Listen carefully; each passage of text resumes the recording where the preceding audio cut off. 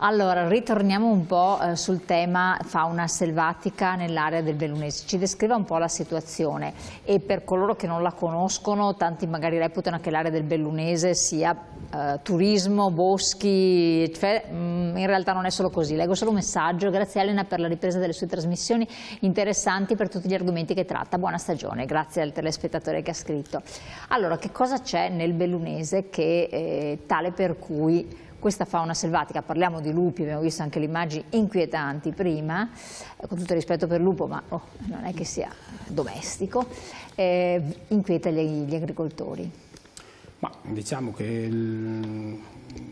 il senso di avere così anche parecchi animali selvatici che creano problemi, in primis in questo momento il lupo, è perché la provincia di Belluno per devozione è sempre stata una provincia che per quanto riguarda l'agricoltura molto forte sulla zootecnia. Quindi abbiamo allevamenti anche stazionari fissi, però c'è un grande lavoro a livello di malghe, pascoli e quindi animali sempre all'aperto. Parliamo di bovini, certo, abbiamo bovini, abbiamo pecore, capre, ci sono anche asini, cavalli, diciamo c'è un po' di tutto, un po' di tutto. In base alle varie zone abbiamo un po' di tutto e anche diciamo cantieri, come si usa dire, molto importanti, quindi di conseguenza si fa presto a capire che il lupo in una zona come il Bellunese ovviamente trova il suo habitat giusto. Anche perché stiamo vedendo delle immagini bellissime peraltro, per fortuna in queste zone possono pascolare liberamente, certo, che è anche il plus, diciamo, esatto, no? Dell'area di montagna. Qua stiamo vedendo, esatto, diciamo che questo è proprio questo il forte, no, del nostro territorio, ma come le dicevo prima, il lupo sta ridimensionando anche il modo di lavorare dei nostri allevatori, quindi sta diventando tutto molto difficile anche per chi, soprattutto mi sento di dire, ha maglie di grandi dimensioni molto importanti, non dimenticandoci anche sempre comunque di chi rimane a valle e lascia i propri animali sui terreni mari di pertinenza vicino alle aziende e ai paesi, diventa tutto difficile da gestire perché, mi ripeto a quello che avevo detto prima, i sistemi che la Regione ci aveva dato, no, e che noi abbiamo adattato sul territorio per cercare di sopperire appunto al problema legato alle predazioni, oggi si risulta essere troppo vulnerabile. Certo, ci sono state predazioni quest'estate? Certo, ma diciamo, mi sento di dire che è una cosa anche abbastanza quotidiana ormai. Addirittura quotidiana? Ma sì, il problema è che perché magari nei media così a livello territoriale non se ne parla? Consideri la dimensione della provincia, no? Quindi certo, non è che magari si concentrano sempre sullo stesso posto gli attacchi, la provincia è grande, il territorio è vasto, importante, quindi diciamo con questi animali, con questi lupi che scorazzano un po' dappertutto, per loro è molto facile in qualche luogo riuscire a predare per sopravvivere e per vivere, no? Sono pericolosi anche per gli uomini oppure si spaventano? Si continua a dire di no, però io credo che, non lo dico io ma lo dicono anche i giornali, insomma le televisioni, ormai il soggetto, il lupo è arrivato a ridosso dei centri abitati, dei paesi, delle case, entrano nei giardini, portano via i cagnolini, portano via i gattini, portano via... sta diventando un problema, quindi diciamo loro ragionano per passi, per step, no? Mi sento anche di dire, è brutto da dire, però se ragionano... Ecco qua una classica immagine. Esatto, come ben vediamo insomma su questo filmato, se ragionano in questo modo qua io non mi meraviglierei se fra un po' di tempo arriviamo insomma a doverli contrastare noi proprio fisicamente per non sopperire a un'aggressione molto importante da parte di questi animali. La soluzione che voi avete appalesato, se non erro, potrebbe essere quella di declassarlo da specie protetta e tutelata a specie... No, da super protetta a protetta. Da super protetta a protetta. Cosa cambierebbe? Ma cambierebbe che sicuramente questo declassamento qua porterebbe a dare la possibilità insomma alla nostra parte politica, quindi Ministero, ISPRA e quant'altro, quindi dopo di conseguenza alle regioni che andranno a scaricare sulle province, di poter gestire, credo, e mi auguro sia così, dopo spetterà a loro decidere, gestire il numero di questi soggetti qua in un certo modo. Quindi molto probabilmente... Sempre le istituzioni possono intervenire, questo perché certo, non è addetto ai lavori, quindi non è il privato che... Si ragiona, certo, si ragiona così perché è giusto che sia così, insomma, come è sempre stato per qualsiasi cosa. E io credo che fino adesso gli agricoltori si sono anche attenuti molto ad aspettare, ad essere anche fiduciosi in questi cambiamenti che possono arrivare, però vi garantisco, insomma, che qualcuno incomincia a non farcela più e sta, fra virgolette, un po' collassando e sta veramente pensando di abbandonare anche appunto questo lavoro qua, quello che riguarda più che altro il lavoro all'esterno, quindi che riguarda i pascoli, le malgole e tutto, insomma. E non è una bella cosa perché comunque leghiamo anche il fatto che se incominciano a mancare le nostre aziende che lavorano in questi territori qua, manca la cura del territorio e su questo sappiamo che si legano tante cose che insomma col tempo pagheranno in modo negativo, insomma, quello che sarà anche il nostro benessere di vita. Sì, ma un messaggio, non possiamo però mettere sullo stesso piano il cervo e il cinghiale. Il cervo c'è sempre stato, ma il cinghiale l'ha portato l'uomo e ne è totalmente responsabile. Sì, certo, ma il problema non è tanto il cervo o il cinghiale, sì, sono grossi problemi. Il problema è che noi dobbiamo modificare la 157, che è la norma che regola appunto la fauna selvatica. Oggi noi abbiamo la necessità della gestione della fauna selvatica, mentre prima la norma era nata come la protezione della fauna selvatica. Quindi due elementi che caratterizzano anche una legge nazionale che va modificata. I cinghiali oggi stanno creando difficoltà, stanno creando problemi.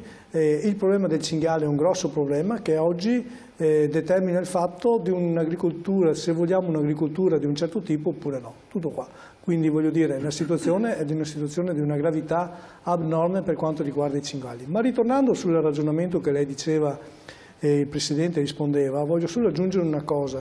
Abbiamo cercato, se noi oggi andiamo a fare un giro nel Comelico o a Asiago e magari questo giro lo ricorderessimo qualche anno fa che lo facevamo negli stessi posti, troveressimo sicuramente una variazione del paesaggio. Oggi il paesaggio diventa un paesaggio in cui vediamo molti prati che non sono stati pascolati, vediamo molti incolti, quindi sì, tra l'incolto e il non pascolamento, e quindi vediamo un depauperamento del paesaggio. Questo è un limite importante che ci rimette non solo l'agricoltura, perché gli agricoltori veramente non vanno più ad alpeggiare e quindi non vanno più nelle maghe, ma ci rimette l'impianto turistico complessivo.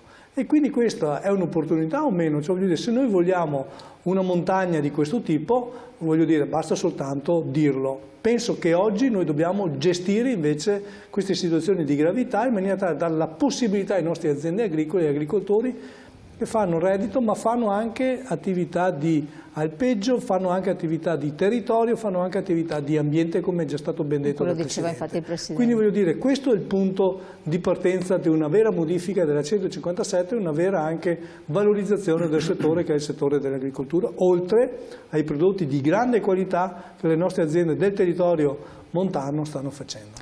Che valore ha, per curiosità, un capo di bestiame quando questo viene abbattuto? Quindi che danno viene fatto, a parte la produzione, eccetera? Come viene calcolato il valore di un capo? Viene calcolato in base all'età e di solito si lega all'età, lo stato di vita dell'animale, l'età. Però le posso garantire che l'indennizzo, perché non è di fatto un risarcimento dell'indennizzo, è una cosa, mi sento di dire, abbastanza ridicola. Quindi con l'indennizzo uno non può reintegrare il capo? No, assolutamente, no.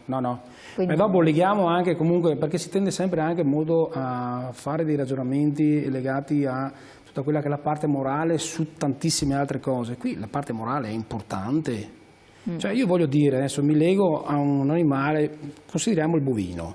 Se il bovino tu devi svezzarlo, come si dice, no? Lo devi portare a un'età matura che di solito sono oltre i 15 mesi per pensare di avere una gravidanza. La gravidanza dura 9 mesi. Provate a pensare alle aziende che vanno in malga, in alpeggio o che comunque rimangono, come dicevo, anche nelle zone basse e che mettono i propri animali al pascolo in libertà, perché giustamente il periodo chiama questo, si trovano ad avere questi attacchi e quindi di conseguenza vengono predati, uccisi da i lupi in questo caso, no? Cioè, il danno economico, scusatemi, ma è anche abbastanza relativo, è tutto il processo che c'è dietro che è veramente ingombrante e pesante. Molto ovviamente bisognerebbe ragionare un po' su questo. Le faccio un altro esempio, se mi permette. Noi abbiamo fatto anche quest'anno, nel mese di maggio, un bellissimo evento nella zona dell'Alpago come convegno proprio legato appunto sul problema del lupo in quella zona, la zona dell'Alpago, che è una delle più diciamo tartassate e veramente ridotte male per quanto riguarda gli attacchi e le predazioni del lupo.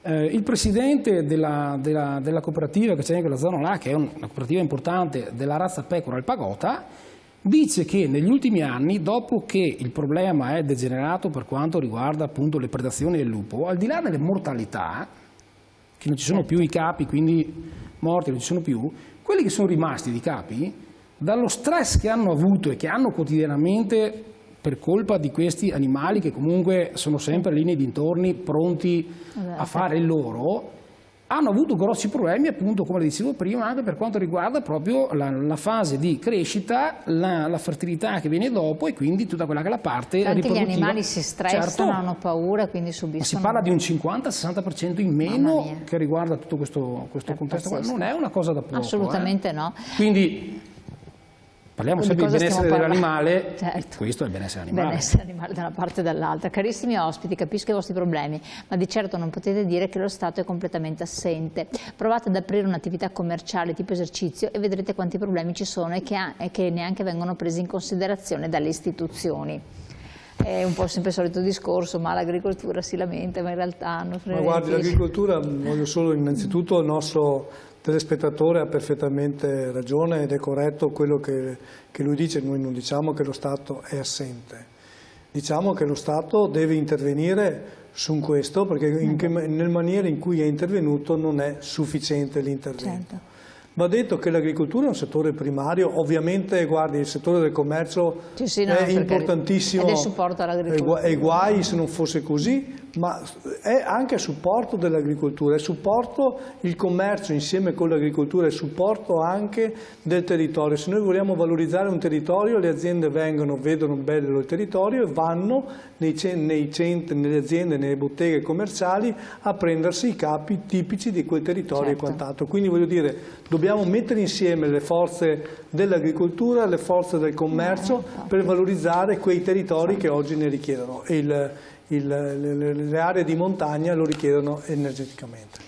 Siamo giunti al termine. Io vi ringrazio di essere il Presidente della provincia di Belluno, di essere venuto qui con noi, Rio Levis, Maurizio Antonini della CIA del Veneto. Non abbiamo avuto il tempo di affrontare l'altra questione dei margini molto bassi dell'agricoltura, che c'è stata tutta una serie di situazioni su cui bisogna andare a fondo. Ne abbiamo parlato più volte, però i prezzi del consumo aumentano. Gli agricoltori resta sempre meno e hanno dei costi maggiori, c'è sempre qualcosa che non torna, ma grandemente, macroscopicamente non torna. Dovremmo affrontarlo ancora questo tema. E intanto buon rientro, incrociamo le dita perché per il momento altro non si può fare. Grazie anche a lei direttore. Grazie a lei, grazie ai telespettatori. Grazie a voi. E a voi di averci seguito, di aver partecipato come sempre con i vostri messaggi. Scriveteci, però rivolgetevi direttamente alla CIA, presentate i problemi e vi verranno presentate delle possibili soluzioni oppure anche delle modalità con cui accedere a questi ristori. Grazie e buon proseguimento.